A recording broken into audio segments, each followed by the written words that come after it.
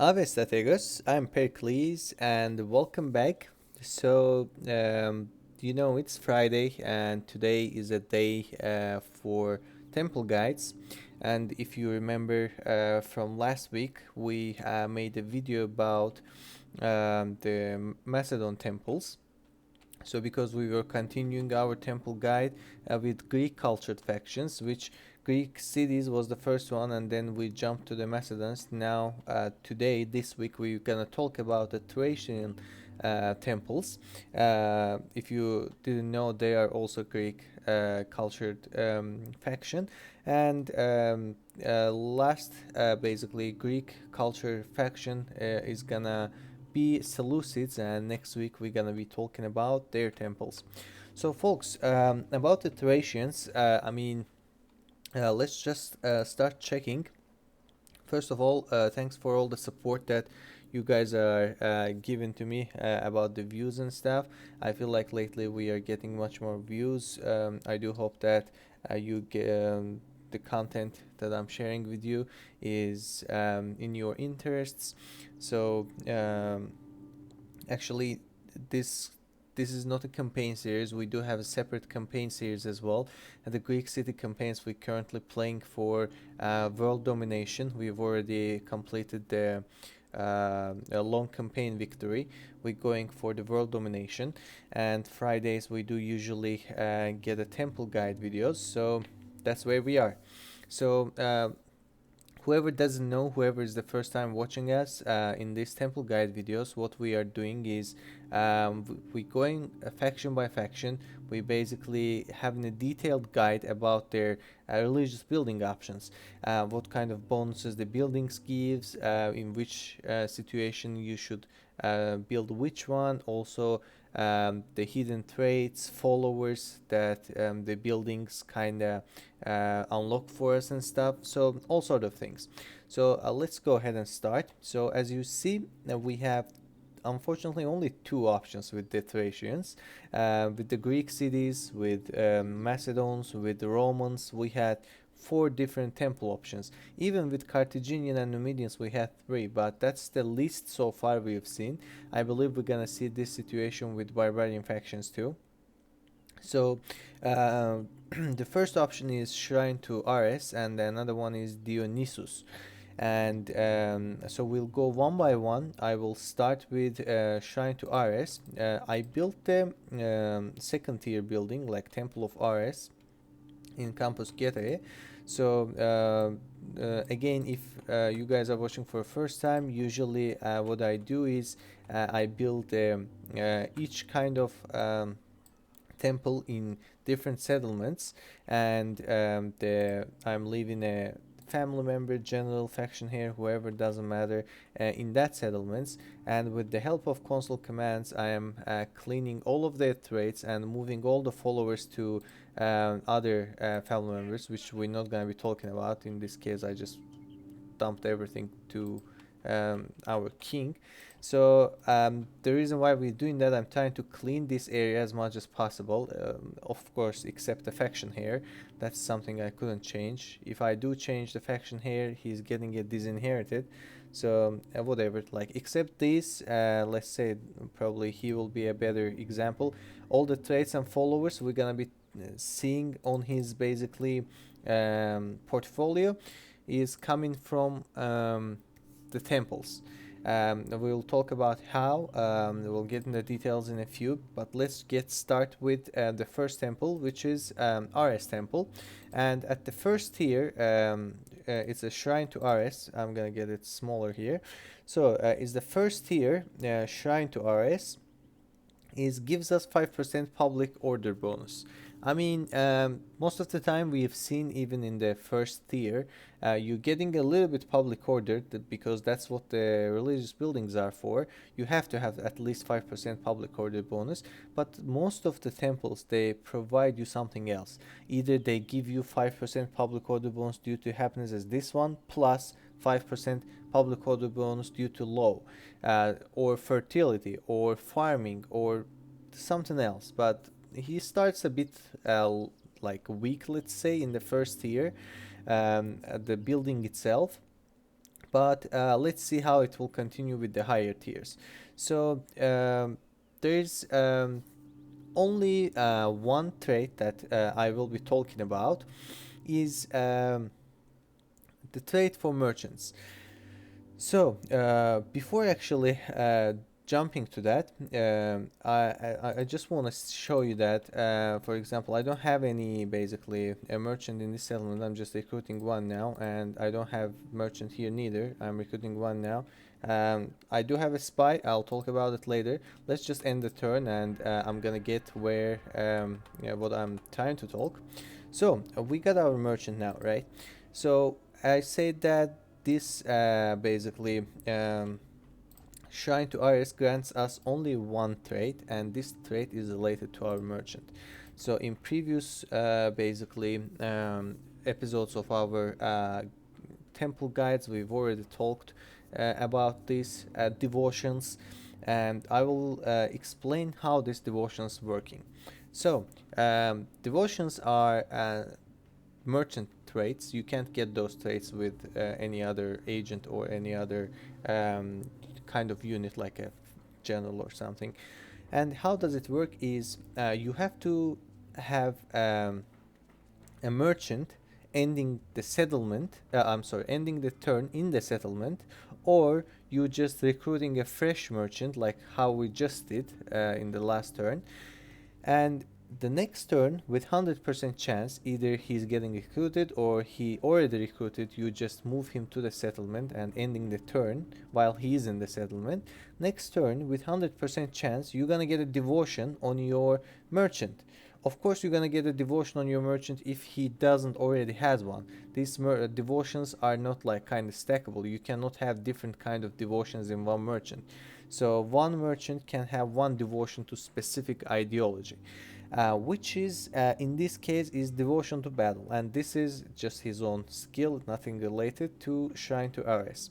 Devotion to battle. Why to battle? Because in the game files, actually, ARES on the Thracians is a temple of battle. I do remember that. If I'm not mistaken, we had ARES in Macedonians too, but in Macedon it was something different. I'm not so sure what it was. I'm not gonna pull it up right now, but I do remember that Macedons had a temple of ARES, like they had a ARES as a god too, but it was not a battle. So the Thracians sees ARES as a temple, like in the game files at least. That's how it's been coded, is a temple of battle, and it gives us devotion to battle to our merchant, since the settlement that he recruited or he ended the turn at has built a battle temple, so he's gonna have a devotion to the battle. And as I said, with 100% chance, there is no way that you're not gonna get that trait if all the conditions are met. And that is only needs the first tier of ARES building for being able to get this trait. And what the trait gives to us, let's just see. +1 finance when trading grain, -1 when trading fabrics and dyes. Again, I'm not gonna go into the merchant trade tips too much. I mean, if you already know, you can just tailor it to your gameplay. If not, maybe some time in the future I'll decide to make a detailed trade or merchant guide as well. But so far that's not the topic for today. We're just talking about the trades, followers, the bonuses of the buildings and stuff. So we'll just move on from here. So that's all about the first tier of ARES building. Now let's take a look to the second tier. So in the second tier we have 10% public order bonus. So we were at 5%. Now we got increased that to the 10%. And let's see here what it gives to us. +1 morale bonus to troops, which trained here. So as early as in second tier temple, this kind of bonus is huge. To be honest, didn't play with Thracians a lot previously on my gameplays, so I was not even remembering that they have a temple like this. But morale is very important. If you'll ask me why, I'll just explain now. Because I usually play on basically arcade mode off. I don't like to have an arcade mode on my campaign, and I don't auto resolve the battles. I do usually fight them manually. You can see from our Greek cities campaign, and morale is very crucial, very important factor in the battlefield. Um,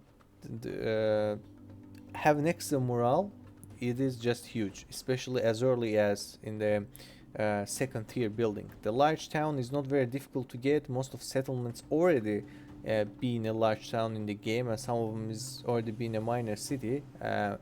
But it is very easy to get and such a great bonus to have. So this is a very solid second tier religious building, I would say. I mean, in the first tier we started off a bit weak, but you can, if you have already large town, just build the first tier and then jump to the second tier immediately. Just don't waste the time on the first tier too much, because that bonus is huge. You have double increase in the public order too, but this is itself is very huge. And let's talk about the traits. So we don't have anything else for our merchant. We'll just talk about the trait for our it can be your faction here, faction leader, general, or a regular family member. So commander, let's say all commanders can get those traits. So the first one that we'll be talking about, I'm sorry, I forgot to clean this one up. This is not related over here, so I'll just ignore it. We won't be talking about that. So uh, the first trait we'll talking about is Axe-Bitten, and in the game files it goes as a berserker trait, and in the first tier. And let's see what it gives to us. +1 morale again for all troops on battlefield, +1 command when attacking, -1 command when defending. So it might look for you that okay, it gives couple things to us, but it takes a command from us. It is very great trait, I would say. I mean, again, I don't care if it gives you 1 morale, takes like 5 command. I'm still very happy about it. If you ask me why, because the command is not very crucial trait for you if you basically fighting your battles manually. Uh, it only works when you do auto resolve. And if you have a higher command, when you auto resolve, you have less casualties, more basically inflicted casualty to enemy. You have a better rate of success in the battlefield if you have a higher command and if you do auto resolve. But if you don't, if you fight every battle by hand, then command doesn't mean anything. You can have like 0 command, but can do a great things on the battle with 1 or 2 extra morale points. So morale is very important. Again, that's a huge trait, I would say, because let's say you have 0 command, right? Like such as this guy. You're not on the minus neither, but you have 0.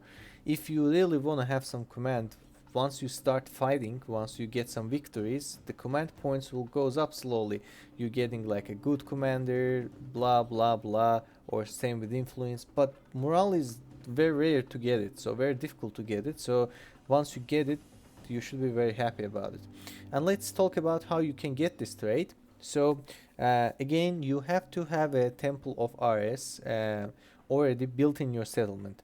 It doesn't necessarily have to be a temple ARES, but at least it should be the temple of ARES. But you can have like large temple, awesome temple, or even a pantheon. But at least you have to have a second tier ARES building built already in your settlement, and you have to have a family member, general, faction heir, faction leader that needs to end the turn in that settlement, and next turn he will be able to get this trait, but not with 100% chance. Unfortunately, he will be able to get this trait with only 15% of chance.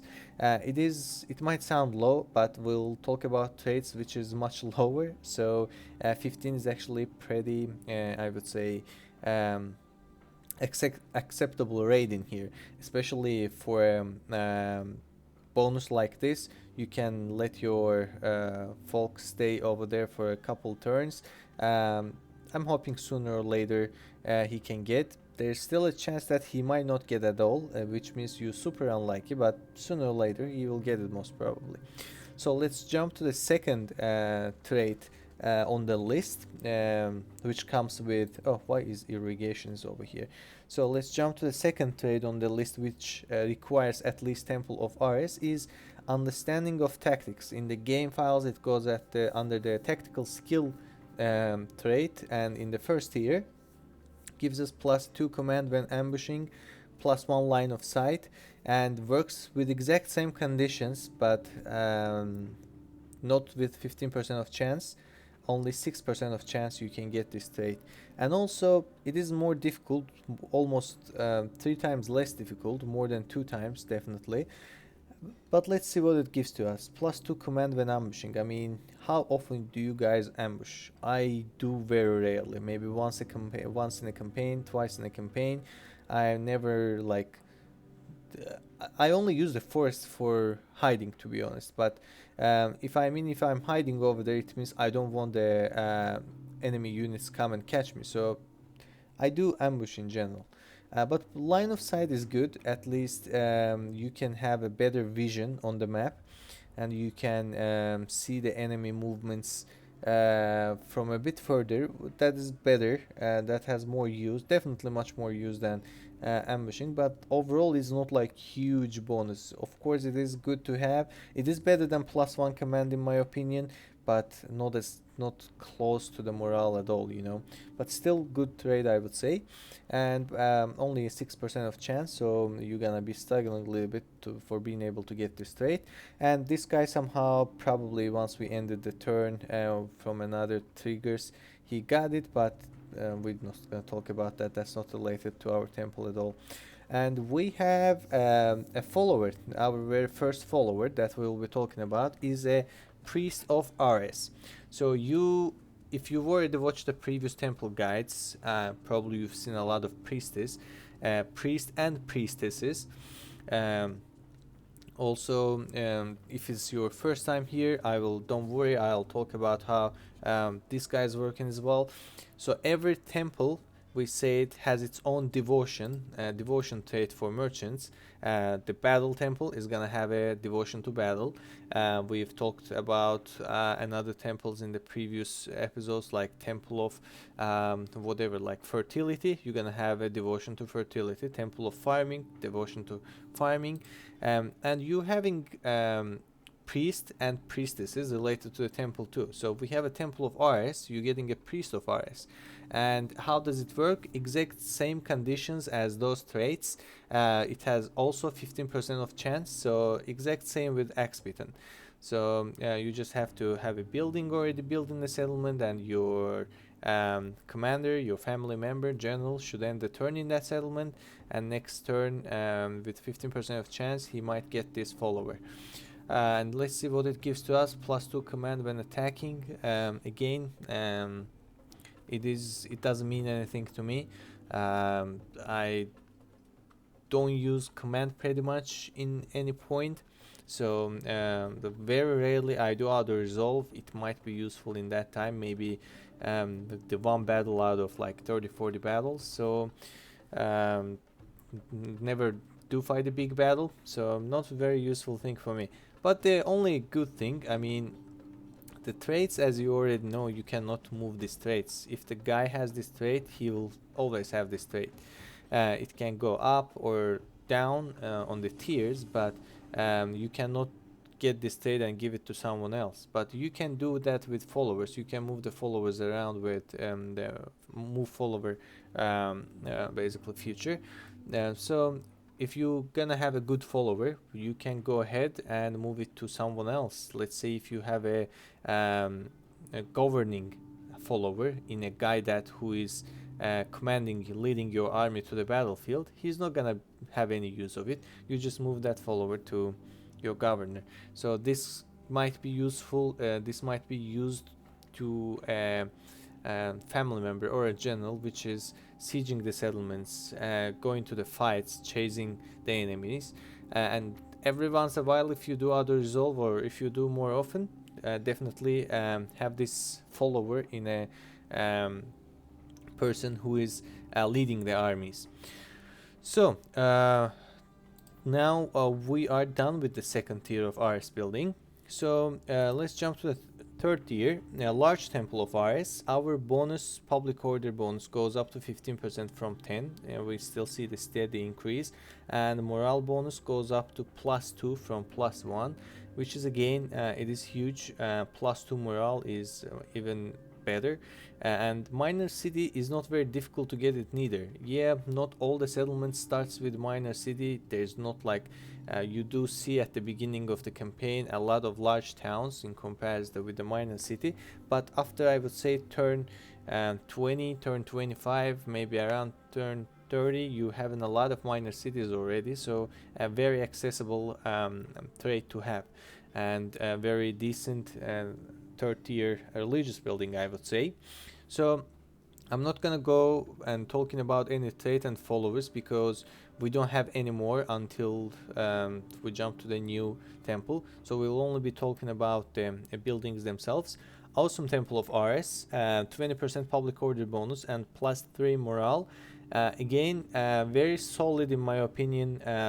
The large city temple, like 4-tier temple, it is a little bit difficult to get here. I mean, having a large city takes a bit time, and also it is more expensive as a building wise and takes 5 turns to build. But this morale like makes everything basically compensated, you know, at least in my opinion. So I would say it is a very good temple, 4-tier temple.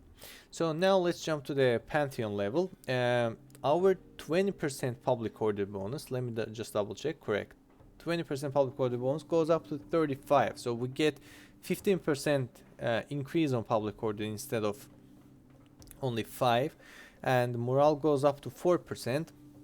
This is the temple that in the late game you only gonna be able to get it. I would say definitely more than maybe 50 turns. It really depends how you play and which settlement are you at, but morale still very important. Doesn't matter early game, end game, morale is always crucial. Yes, towards the end of the game, more of the units that you will start facing and that enemy will gonna have start to have access to the high-end troops as well. They're gonna have a higher morale, so you have, let's say, 8 morale, 6 morale, 7 morale +4, which makes it huge, like almost like all of your units gonna fight like a general cavalry. You know, general cavalry, they pretty much never routing. They always fighting until the last bit of their drop of blood, you know. And little bit jump on the public order, it is great again. We've seen couple scenarios that at the Pantheon level they are increasing the basically public order from 20 to 25%, but they are adding like 1% public population grow or something. That is much better. I mean, you do need public order at some point, because that's what you building the religious buildings for. And better public order bonus, the better the temple is. I'm not talking even about the morale. So that's all about the Temple of Battle, the ARES option, ARES religious line. Now let's jump to the second basically building option for us, is a DIONYSUS. So we said ARES was a temple of battle. DIONYSUS is a temple of fun.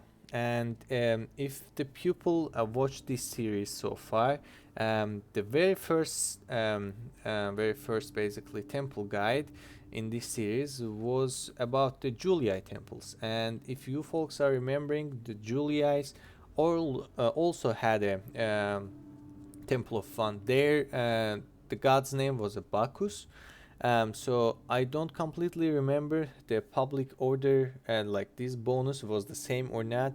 I mentioned that name's gonna be different. Here we are, the name is different. Might be the building bonuses are the same, might be different.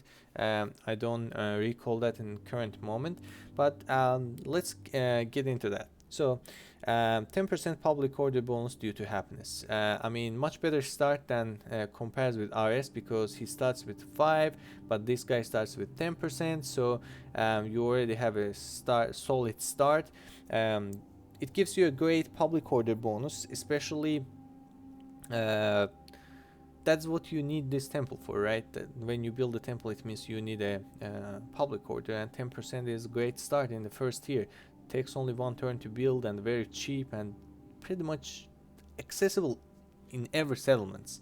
There is no settlement that you can't build that building. Yeah, like, I mean, there's only one over here, for example, Segesta, I believe, but the turn you took it, you can take the settlement in 1 turn and build it the next turn. So it doesn't take more than 2 turns for being able to access this. And now let's talk about the traits. So we do have 1 trait, and also we do have 1 bonus follower. Even the RS only had a trait. So which is this trait gonna be about our merchant too, devotion to fun. So we see that +1 finance when trading wine, +1 finance when trading fabrics and dyes, and -1 grain. I mean, again, I'm not gonna get into details, but the general idea of the items, probably developers tried to relate the items that in the meantime, in the ancient times, what was fun for them, having wine, like fabrics and dyes. I assumed they were luxury items, and the grain probably was like a peasant thing. So that's maybe it's kind of a little joke over here too, or maybe I do get it that way. So 100% chance you can recruit the merchant in the settlement with Shrine to Dionysus, or doesn't have to be Shrine to Dionysus, can be the higher tiers, but have to be a Dionysus line. So you can recruit a new merchant, or you can just sit your already recruited merchant in the settlement, and end the turn. Next turn you'll get this devotion if the guy doesn't have any devotion to any other temple. And now let's talk about the follower. The follower that Shrine to Dionysus unlocks for us is a cook. So the cook has only 10% of chance for your family member, general, whoever you call, to be able to obtain that follower. Works exact same way as the other traits and followers. You have to have at least Shrine to Dionysus already built in your settlement. He has to end the settlement, and he has to end the turn at the settlement, and next turn he has 10% of chance each time you click on the turn button. He has a 10% of chance to be able to get this guy, and it gives your family member +1 personal security, which improves the chances of detecting and foiling assassination attempts. I've already shared my opinion about personal security bonus. Um, of course, it's nice to have. It doesn't take away anything from me. It gives something to me. But overall, personal security, I think, in the Rome Total War is not important. I've mentioned that few times. I do feel like it is much more important in medieval Total War, because you do suffer from assassins, from basically assassination attempts much more in medieval Total War compared to the Rome Total War. Until one point of the game, like more than half of your campaign, you don't even see assassins around. Yes, in the barbarian invasion, you do start with every faction starts with an assassin, but that's not the case for the Rome Total War, the original Rome Total War. So it's not super important bonus, but it is still a bonus. Now let's jump to the second tier Dionysus building, Temple of Dionysus. This temple line is focused on public order.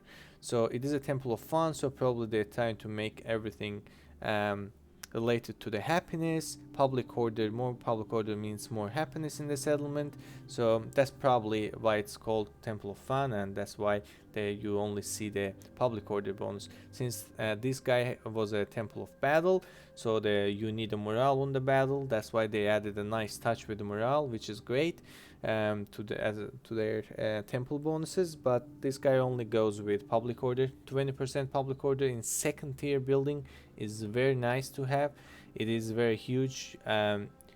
Some basically temple options. It is not the case with Thracians so far, but with other nations, other factions, you can see that you having 20% public order bonus due to happiness at the 5th tier, but you get that as early as in the 2nd tier, so it is huge.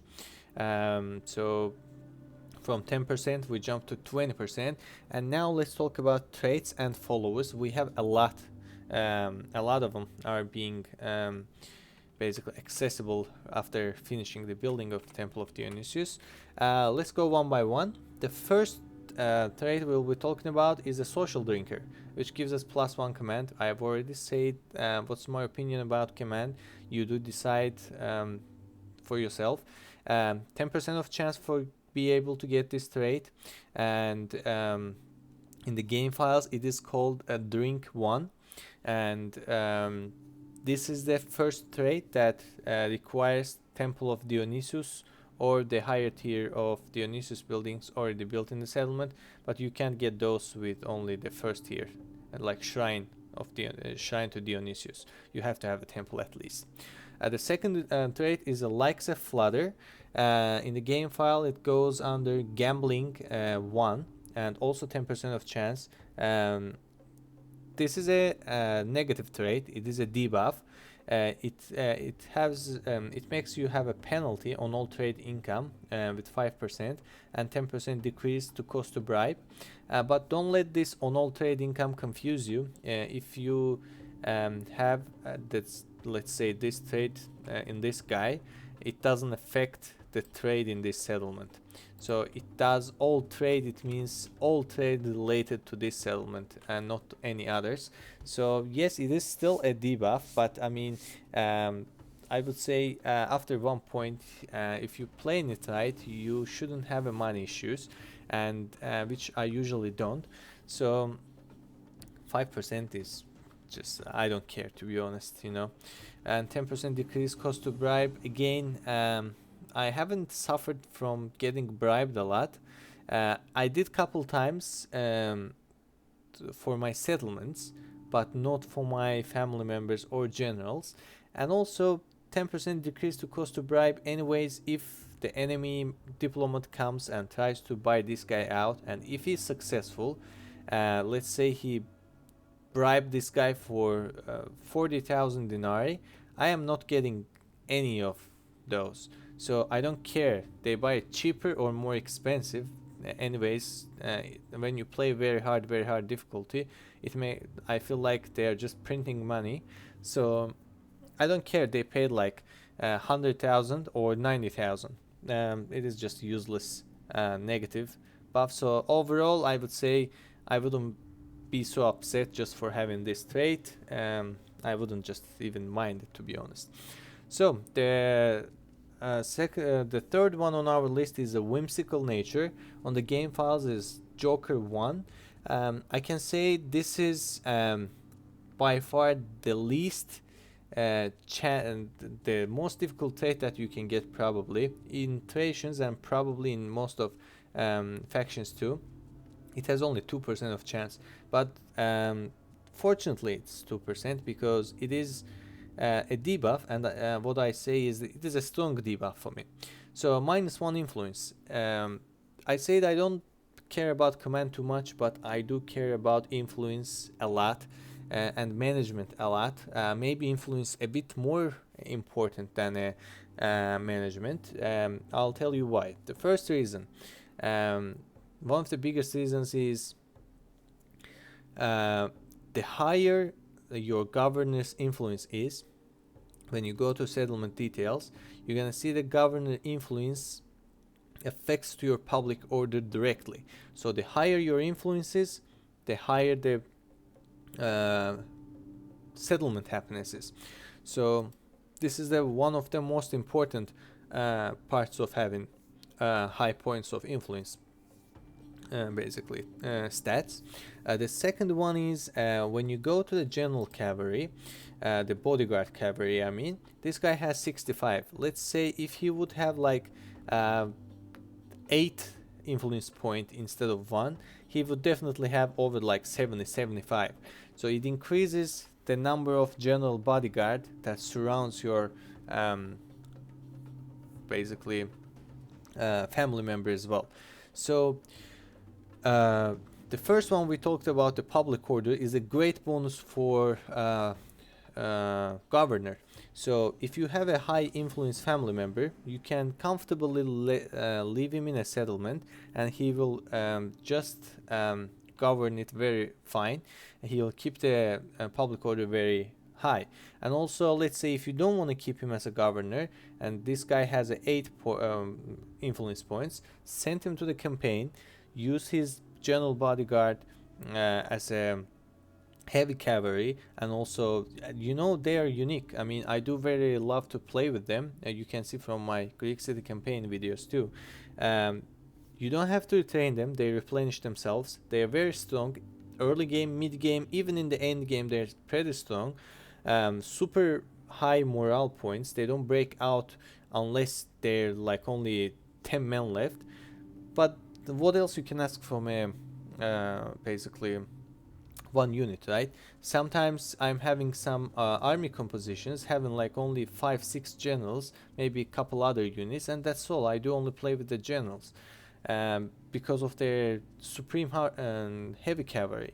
So -1 influence is too bad to have, and that's at least how I see.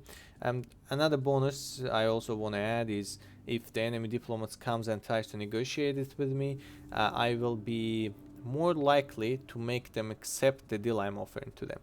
So influences overall, having it minus hurts a lot. So we're lucky that it has only 2%. The casual adulterer, that goes under the game files as a girls 1, +2 morale for all troops on the battlefield. I'm not gonna talk about how I do love the morale trait, and +2 is in one trait. It is great, but unfortunately it is also difficult to get with only 5% of chance, and but if you do get it, that is huge. It doesn't help to a governor in any means unless you have in a defensive battle, but a very great trait to have for your the general who always goes to the conquests, like who goes to the sieges or battles. So this is the one, but not the last one. And the last one is immoral. Again, -1 influence. Not something I would like to see. Has only 5% chance for your family member to be able to obtain that trait, and in the game files it goes under perverted 1.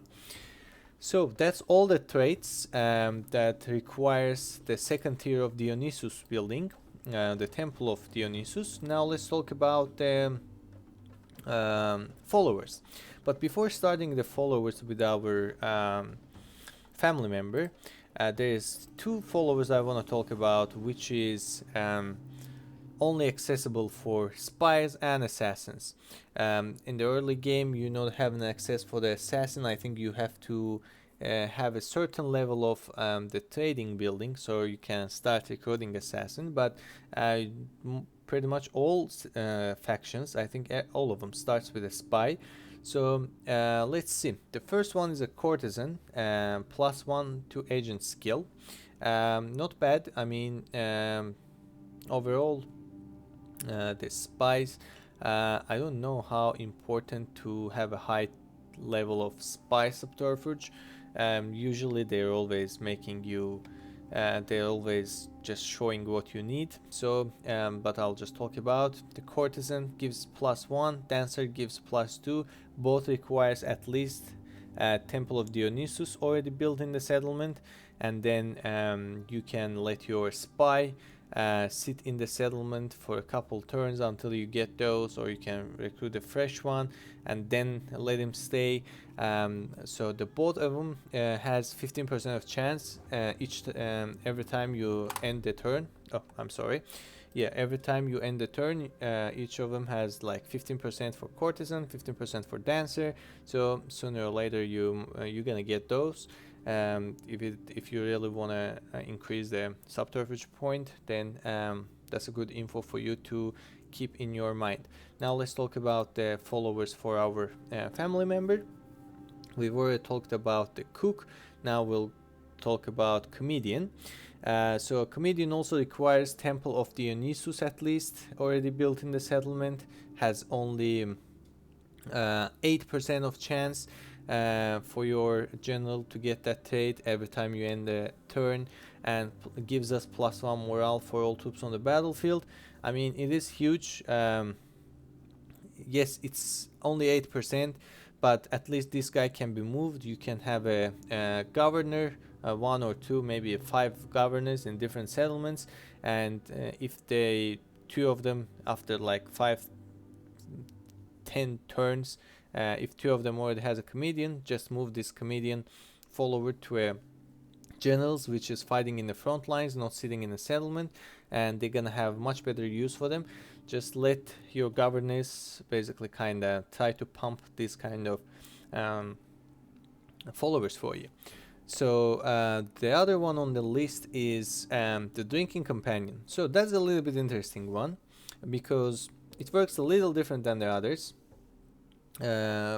Drinking companion gives us +1 influence, -1 command.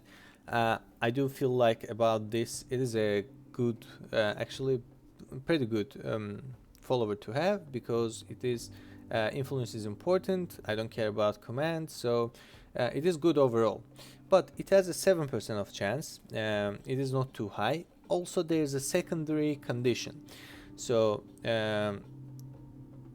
every condition is already should be met, like such as you have to have a temple of Dionysus already built in your settlement. Let's say in Tylis you have to have a temple of Dionysus. Okay, we do have already, we built that. Your family member should be in the settlement and should end the turn at the settlement. All right, let's say we move the family member here too and ending the turn. Has only 7%. Okay, but also your family member should have a trait called the drink, which we've talked about earlier, social drinker, but not the first tier. I say that's the drink one. He needs a drink too. So I'm gonna use a console command and show you which trait is that basically. Now let's refresh this guy and see what it requires. So in the second tier, our bonus, I think it was a +1 influence point, already disappeared, and we are here with -1 management point. The likes a drink, so it means the buff is turned to a debuff, which is I already lost the influence point and -1 management. It is bad in general. I mean, having a drink 1 is much better than having drink 2, but if you want to get this guy, you have to have a drink 2 at least. And I'm not so sure, to be honest, how you can get drink 2. I believe once you have the drink 1, over the time, probably he will get that trade increase to the drink 2, the game itself. You don't have to do anything specifically, but yeah, that's the secondary condition for being able to get this follower. I mean, I wouldn't grind too hard on it. Yes, it is good, but you're already losing the influence points which you had before, and plus losing you 1 management, which is I don't like to see it. So let's bring back our drink 1. Oh, actually it was a plus command, so my bad. So then it is debatable, depends on situation. I mean, getting this guy is very difficult actually, only 7%, but if you happen to have a drink 2 trait already, you might try to have it, since you already lost your management point, you know. At least you can get +1. So and another one, which is the last last follower that we're talking about, is a priest of Dionysus.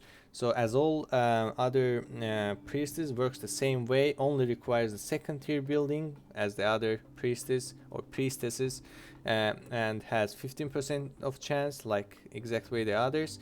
Gives us +2 influence and +1 management. I mean, I think I can't ask more than that from a priest. So compared with this, I mean, this is something in different level. I mean, that's huge. having 2 influence and +1 management, it is very good. So I would say, like, if I will have to make a tier list for the basically bonuses, the S tier gonna be the morale for me. Extra morale is very important for me, and at the S minus, I would say, is gonna be the influence, probably, or maybe actually influence itself can go to S tier too. And 1 tier under can be the management, +1 experience or whatever to your troops, plus maybe armor, plus maybe defense. So this kind of thing. So very, I would say, strong buffs, especially influence 2 point, which is huge. Probably one of the best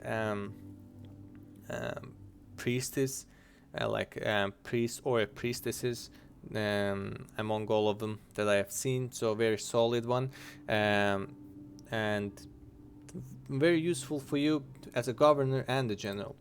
So now let's jump to 3rd tier, and that's all about the second one, the temple, large temple of Dionysus. Our public order bonus goes up to 30% from 20%, and at the 4th tier goes up to 40% with the awesome temple from 30%, and on the Pantheon, our public order bonus goes up to 50% from 40, gives us 1% population growth bonus, which is what I was talking about earlier. I would rather have that like 60% instead of 50, 65%, but not having this guy over here.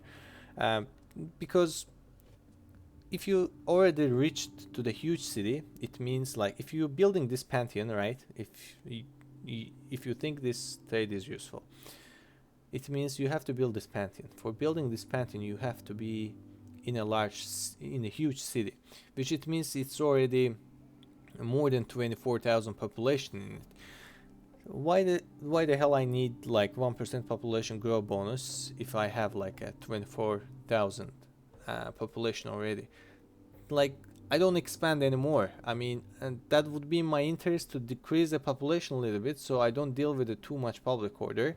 Why the hell I try to increase it out of nowhere when I'm already basically buried with a lot of population? So completely useless. Actually, in some point you can consider it as a kind of pickle for yourself. Public order bonus due to low, 10%. Great, we're getting another public order. I wish we couldn't have this guy. We would have this one 20% or something, at least 15%. That would be much better. And overall is a solid 3, especially with the basically the public order bonuses on the buildings themselves is huge. Some of the traits, some of the like casual adultery is very nice. Can say the same thing about other traits.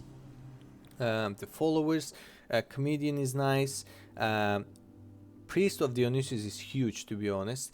I mean, if I would play another Thracian campaign, then what I would do probably is, it of course depends on your game style, such as well.